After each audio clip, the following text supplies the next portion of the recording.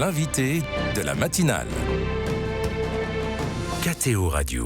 Le 21 mars, c'est la journée internationale de la trisomie 21. Accompagnement des familles, inclusion, mais aussi avenir des personnes porteuses de trisomie 21. Ce handicap causé par la présence d'un chromosome supplémentaire mérite toute notre attention ce matin. Nous allons en parler avec Clotilde Noël. Bonjour Clotilde. Bonjour Maxence. Merci d'être avec nous sur l'antenne de KTO Radio. Sans doute que certains de nos auditeurs vous connaissent peut-être. Vous êtes mère de 9 enfants, dont Marie, que vous avez adoptée avec votre mari et qui est une jeune fille porteuse de trisomie 21. Et vous avez fondé en 2015 l'association Tombée du Nid qui aide, conseille et fait se rencontrer des familles ayant un enfant porteur de handicap.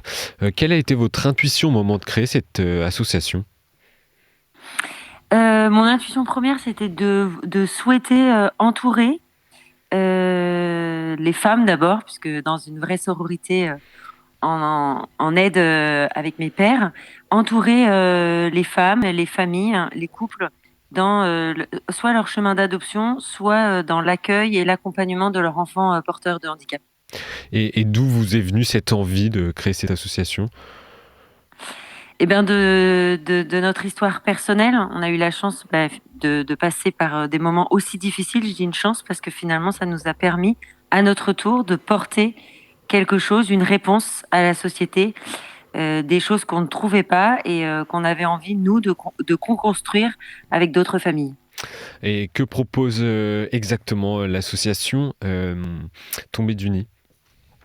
Dans un premier temps, l'association a été, on va dire, un porte-parole pour les familles qui ont souhaité raconter leur histoire, des histoires très diverses, des histoires contre toute attente joyeuse, mais qui avaient commencé de façon douloureuse. Mais en avançant avec l'enfant, en ayant la force de réseau, sont devenues des histoires heureuses. Pas faciles, mais la vie n'est pas facile pour personne. Oui. Et puis, dans un second temps, de façon très concrète, depuis bientôt 2 ans, en juin, ça fera 2 ans, on a sorti une application qui s'appelle l'application Le Cœur du Nid, qui permet de mettre en place des bénévoles qui forment et qui tissent en fait un réseau local pour aider les familles dans leur quotidien sur des questions très diverses mais très concrètes. Je suis maman avant tout et donc j'ai eu envie, avant de parler de changer les regards et tout, j'avais déjà envie de changer le quotidien des mamans. Et au niveau de ces changements concrets, comment ça se matérialise ? J'imagine par des aides, peut-être aussi des accompagnements administratifs pour faire des dossiers qui sont parfois complexes à établir, c'est ça ? Oui, exactement. En fait, on est passé par une application parce qu'une application, c'est facile d'utilisation, même pour les personnes qui sont dans une grande détresse. Pratiquement tout le monde a quand même un téléphone, pas forcément un ordinateur. C'est quelque chose de très intuitif. On formule sa demande en tant que famille. Et en face, on a des bénévoles qui sont sélectionnés par nous, formés par nous par des e-learning, qui sont suivis dans le temps aussi, et qui peuvent en effet répondre à plusieurs demandes qu'on appelle des badges. Donc ça peut être aussi bien, comme vous dites, une demande administrative, parce qu'on sait que le circuit administratif est très complexe pour avoir accès à leurs droits, pour avoir accès à toutes les institutions, les choses qui existent, qui peuvent être mises en place pour créer le projet de vie de l'enfant. Et puis après, il y a des aides d'écoute, la joie aussi de pouvoir rencontrer des familles qui vivent la même chose, de moins se sentir isolé, de pouvoir partager sans être jugé. Il y a aussi l'aide dans la grossesse, tout l'accompagnement au niveau de la grossesse, où une fois que l'enfant vient naître et que le diagnostic a été posé, on est souvent esseulé, on a besoin d'être mis en relation avec des médecins aussi qui vivent ça dans leur quotidien, et des familles aussi qui vivent ça. Donc c'est vraiment, comme je dis, en fait, remettre en place le système de transmission, comme il existe en fait en Afrique dans les tribus, parce que quand on a un enfant handicapé, déjà quand on est maman, on est très vite isolé. Et quand on a un enfant handicapé, ça se démultiplie cet isolement. Et du coup, juste déjà de se dire qu'on n'est pas seul, qu'on n'est pas jugé, que ce qu'on vit de dur n'est pas réservé seulement à nous, déjà ça soulage et ça permet de reprendre le chemin. L'arrivée d'un enfant porteur de handicap provoque souvent un séisme dans la vie pour les parents, mais aussi la vie de la famille. Comment l'accepter ? Alors ça, c'est le comment l'accepter. Je n'ai pas de recette miracle. Et c'est quelque chose de très compliqué. On parle d'un deuil. On a eu des familles qui nous ont confié que ils s'étaient retrouvés sur la tombe de leur enfant parfait. Donc c'est quelque chose de très fort. Je pense que l'acceptation, il arrivera petit à petit aussi quand peut-être un jour on aura une société qui l'accepte aussi, parce qu'il y a un poids de culpabilité. Après, ça, c'est pas mon sujet parce que je suis pas politique. Moi, ce que je peux apporter peut-être pour aider l'acceptation, même si c'est quelque chose de très intime et personnel, et c'est à chacun de faire son chemin, et personne ne doit justement être jugé sur le long temps d'acceptation, c'est déjà d'être entouré et que les gens puissent déposer sans être jugés en fait, et pleurer, déposer leurs peurs, voilà, avoir un espace en fait où c'est permis. Et puis après, ben, c'est le chemin de chacun. Il y en a, ils font jamais l'acceptation, hein. Il y en a, ils vont très vite. Ça, c'est assez incroyable avec la force de toutes les familles que j'ai pu rencontrer depuis 9 ans. J'ai été assez impressionnée parce que on peut penser que certains ont pas mal de ressources, ont reçu beaucoup, ont des familles présentes, et en fait, ils n'y arrivent pas. Et encore une fois, faut pas les juger. Et puis certains qui n'ont rien reçu, qui sont très seuls, leur mari les quitte, ils ont une force en eux, quoi. Je dis pas dire une force en eux, parce que finalement, c'est très personnel. Ils arrivent très vite à switcher, en fait, sur le fait que leur enfant est comme ça, et puis la vie, elle sera comme ça. Il y a quand même un potentiel, il y a quelque chose de très intime qui se passe. C'est le sacré de l'intime, on ne sait pas. Mais par contre, il faut pas juger, il faut pas que les gens se sentent jugés quand cette acceptation n'a peut-être jamais lieu, hein. En fait, la vie est pas magique. Cela fait maintenant 10 ans que vous avez adopté votre fille Marie, qui est porteuse de trisomie 21. Qu'est-ce qu'a apporté son arrivée pour vous en tant que maman, mais aussi à votre famille? Ça va faire 11 ans même. 11 ans. Elle est arrivée en mai. Alors, ça va être très très long de le dire à une matinale comme ça. Ça a été justement la raison de mes 3 livres. Ça a été la raison de cette association.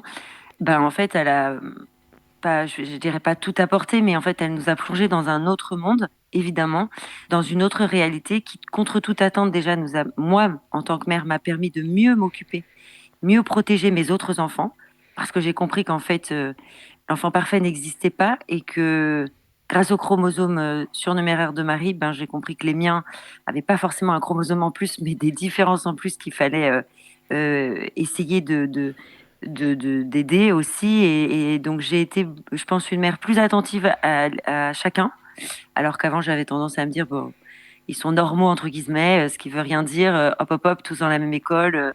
Bon, ils feront des petits choix différents, mais donc voilà. Et puis il y a eu, c'est ce que j'ai dit dans mon premier livre, dans mon deuxième livre, surtout moi, l'important ça a été de vivre l'instant présent, en fait, de me dire que ben on savait pas trop l'avenir, on essayait quand même de le tisser parce qu'on est quand même parents, donc on vit pas dans un rêve, mais elle nous a appris à vraiment nous délecter du présent et à que chaque petite victoire, petite réussite qu'elle a eue, parce que Marie avait une grosse atteinte, on a même signé une décharge parce qu'elle n'était pas adoptable, donc c'est assez violent. C'est-à-dire que toutes les petites choses qu'elle a pu faire, ses premiers mots, ses premiers pas, ont été des victoires énormes parce que, en fait, on n'attendait rien d'elle. Et ça, c'est ce que j'ai appris avec mes premiers enfants, mes autres enfants que j'ai eu après, qu'en fait, c'est à nous de nous mettre au niveau de l'enfant et c'est l'enfant qui nous élève. Et donc, c'est vraiment, quand je vous dis ça, c'est vraiment prendre, c'est une posture, vous voyez. Moi, Oui. au lieu d'être au-dessus et de vouloir les élever, bah, en fait, je me suis mis à 4 pattes au niveau de Marie et je lui ai dit, bah, si tu marches pas, je serai là pour te porter. Si tu parles pas, j'essaierai d'être ton porte-parole. Et en fait, je l'ai du coup appliqué à mes autres enfants. Donc, en fait, elle m'a fait un accélérateur de devenir maman. Est-ce que les regards ont changé sur la trisomie 21? J'imagine que votre regard a changé, mais est-ce que les regards de manière générale ont changé? Moi, c'est sûr, mon regard a complètement changé parce que c'est pas quelque chose sur lequel j'étais à l'aise, hein, ça c'est Mm. certain. Et aujourd'hui, j'avoue que quand je sais qu'il va y avoir une soirée ou avec des adultes trisomiques, etc., mon regard personnel a changé. Alors, le regard de la société, il y a 2 choses à prendre en compte. C'est que, évidemment, avec les réseaux sociaux, on en voit plus. On voit des personnes trisomiques adultes développées, on va dire, plus comme autrefois, où ils étaient cachés. Aujourd'hui, on a de la psychomotricité, on a des soignants, on a des avancées, on a le Macathon, par exemple, qui nous permet de communiquer avec eux. Donc il y a beaucoup de choses. Moi, j'ai rencontré des trisomiques qui étaient trilingues. Moi, personnellement, je ne le suis pas. Donc Oui. ils ont une forme d'intelligence aujourd'hui qu'on reconnaît, un peu comme aussi certains dyslexiques. Il faut des apprentissages différents. Après, bon, ils ont une limitation voilà, mais il y en a qui passent leur bac. Enfin, Chacun a son degré d'atteinte. Donc, évidemment, les réseaux sociaux les mettent en lumière d'une certaine façon et on est heureux de voir que certains font des défilés de mode. On peut commencer à entendre dire qu'ils sont beaux. Ça, c'est quelque chose qui est assez incroyable. Après, il faut revenir à une vraie réalité de terrain et que clairement, aujourd'hui, à la fois, on en voit un peu plus par les réseaux et à la fois, on en voit moins dans les écoles, on en voit moins dans les institutions parce que, de façon très concrète, les chiffres sont probants, ils naissent de moins en moins. Mmh. Justement, sur cet aspect-là, il y a une vraie dichotomie. Je pense notamment, je pense que vous parlez de ça aussi, du dépistage de la trisomie 21 durant la grossesse qui engendre l'avortement de la très grande majorité des enfants porteurs de trisomie. D'un côté, inclusion, vous en parliez. De l'autre, disparition. Comment vous percevez cela ? Moi, je trouve ça particulièrement douloureux parce que je le vis sur le terrain. J'ai des familles qui m'appellent, j'ai des mamans en pleurs. Euh, euh, et c'est pour ça que j'ai créé aussi, et c'est pour ça que le tissu associatif est toujours très important pour être en soutien avec les médecins. C'est qu'aujourd'hui, malheureusement, le choix n'est pas proposé. Il n'y a qu'un seul choix proposé, alors qu'en réalité, il y a 3 choix qui existent au nom de la loi. Il y a le choix, en effet, de pouvoir avoir accès à l'IMG, c'est-à-dire l'interruption médicale de grossesse qui arrive quand même jusqu'à 9 mois. C'est une possibilité jusqu'à 9 mois de ne pas garder un enfant porteur de trisomie 21. Ensuite, il y a la possibilité, évidemment, de pouvoir le garder et de pouvoir accompagner la famille en lui disant que des choses existent, qu'il y a un tissu associatif quand même assez important autour de la trisomie, qu'il peut y avoir des écoles, des institutions, il y a une vie possible. Voilà, rien que ce terme, une vie possible, et un accompagnement qui pourra se faire si ce choix est choisi. Et ensuite, il y a le 3e choix que les parents de Marie ont choisi, c'est de le déposer à l'adoption. Alors oui, ça paraît violent et en fait on n'en parle pas, mais il faut reconnaître que nous, en l'occurrence, nous remercions les parents de Marie qui ont fait ce choix, puisqu'aujourd'hui, notre famille grandit avec Marie et Marie est profondément heureuse. Donc c'est ce que nous, on essaye de mettre en lumière et c'est ce qu'on essaye de remettre. Il y a 3 choix et il faut que ces 3 choix soient proposés à la femme, au couple. Et du coup, voilà. Et c'est quand les 3 choix sont éclairés que la personne peut faire un vrai choix. Sinon, c'est pas un choix, en fait. On le fait à sa place. Oui. Et c'est le cas aujourd'hui, en quelques mots, dernière question, mais c'est le cas aujourd'hui, les 3 choix sont vraiment proposés Alors, les 3 choix ne sont absolument pas proposés. L'adoption est proposée lors de l'accouchement. Donc, c'est assez violent parce que des familles nous disent que l'accouchement arrive, ils apprennent à ce moment-là que l'enfant est trisomique. Et au lieu de les entourer, au lieu de les cajoler, au lieu d'accepter leurs larmes, on leur dit immédiatement, si vous voulez, vous pouvez tout de suite abandonner. Donc ça, c'est la 2e claque qui se prennent après le chromosome en plus.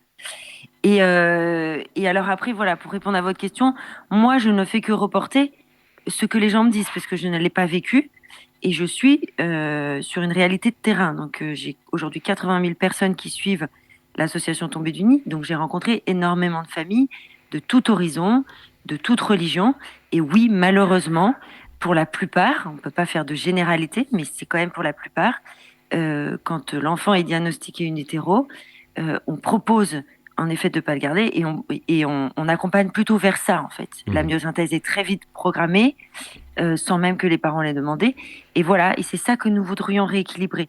Bien sûr, ce choix, il existe, on est OK avec ça, mais les familles ont besoin de savoir aussi ce qui est possible pour eux, pour accompagner ces enfants et les faire grandir. Merci beaucoup Clotilde Noël d'être venue nous parler d'inclusion et de trisomie 21.